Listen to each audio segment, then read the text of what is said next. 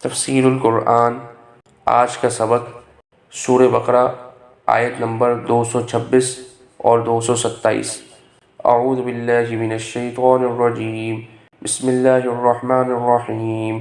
للذین یؤلون من نسائہم تربص 4 اشہر فَإِن فَاءُوا فَإِنَّ اللَّهَ غَفُورٌ رَحِيمٌ وَإِنْ عَزَمُوا الطَّلَاقَ فَإِنَّ اللَّهَ سَمِيعٌ عَلِيمٌ۔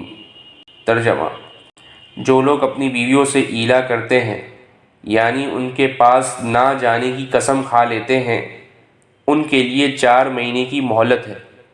چنانچہ وہ اگر قسم توڑ کر رجوع کر لیں تو بے شک اللہ بہت بخشنے والا بڑا مہربان ہے، اور اگر انہوں نے طلاق ہی کی ٹھان لی ہو تو بھی اللہ سننے والا جاننے والا ہے۔ اس آیت مبارکہ کی تفسیر میں یہ بات لکھی ہے کہ عربوں میں یہ ظالمانہ طریقہ رائج تھا کہ وہ یہ قسم کھا بیٹھتے تھے کہ اپنی بیوی کے پاس نہیں جائیں گے۔ وہ یہ قسم کھا بیٹھتے تھے کہ اپنی بیوی کے پاس نہیں جائیں گے۔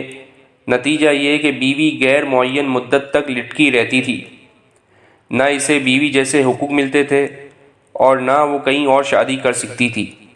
ایسی قسم کو ایلا کہا جاتا ہے۔ اس آیت نے یہ قانون بنا دیا کہ جو شخص ایلا کرے وہ یا تو 4 مہینے کے اندر اندر اپنی قسم توڑ کر کفارہ ادا کرے اور اپنی بیوی سے معمول کے ازدواجی تعلقات بحال کرے، ورنہ 4 مہینے تک اگر اس نے قسم نہ توڑی تو بیوی اس کے نکاح سے نکل جائے گی۔